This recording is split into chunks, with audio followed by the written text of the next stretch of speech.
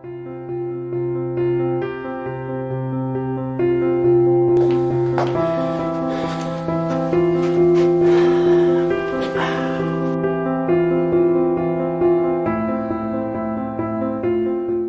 name is Doug Constable. I've been involved with insolvency for over 30 years. I work in the area of helping people work through the issues associated with bankruptcy and liquidations. So I see my role as protecting my clients, not in any one particular area. I see also my role as being able to use my experience of 30 years in guiding people to stop them making the same mistakes over and over again in business.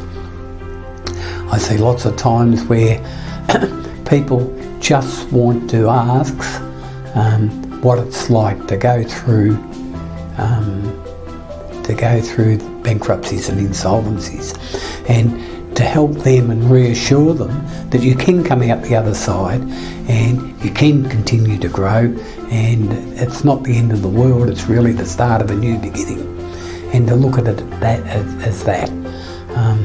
For them to finalise the negative side of their financial affairs as quickly and as abruptly as possible so that they can move forward, and to not use and not have the financial troubles that they're going through affect other areas of their lives. I see that as my role.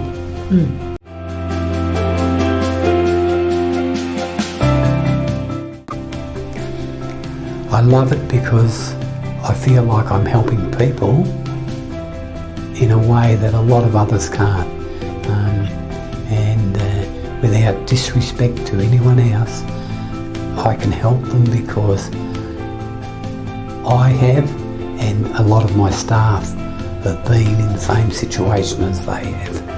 And so I feel the same emotions they have, and the sleepless nights of how do you tell your partner, of what do I do in the future, how do I handle one of the people from in the authorities talking to me. That's where I see my role in not doing it, not being a solicitor, not being an accountant, not being a trustee.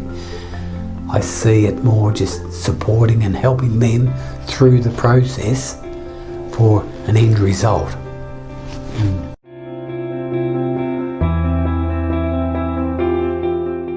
That's a question in my industry I think I face every day with a lot of my clients, is that they've either gone bankrupt or liquidation, or they're knee-deep in debt and they're looking for the way out, and quite often they can't just really see any alternative, and it takes someone from outside to look at what they're doing and look at it objectively with how they're going to go forward.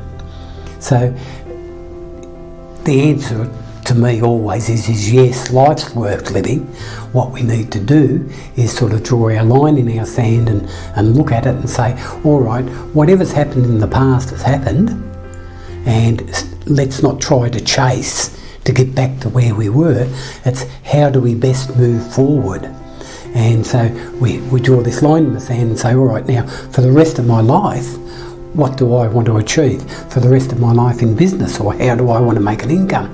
And when we start to look at that, we stop looking in the doldrums, if you like, and is life worth living? And we start to say, well, hey, my life is worth living.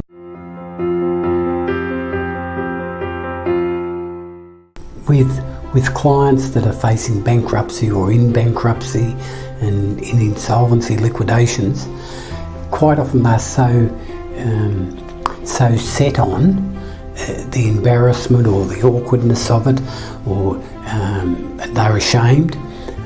They don't want to tell their employees that have been loyal to them that they can no longer work for them. Those types of things play very much on their emotions, and they quite often they don't feel like they can talk it over with their partner because they've got this idea of respect.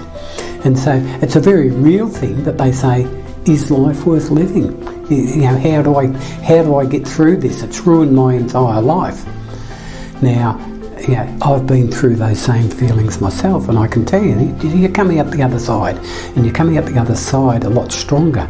And hopefully, the experience will allow you not to make the same mistakes again.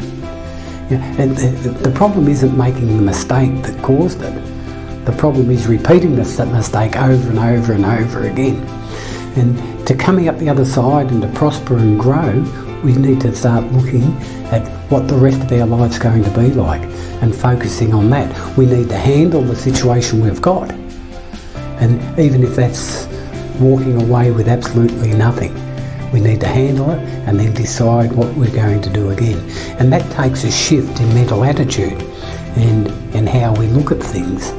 And that's one of the most important things I think that we can do, is to objectively, with a third party that can look outside and not just focus on these are the problems. That's one of the first steps that we can do in going forward.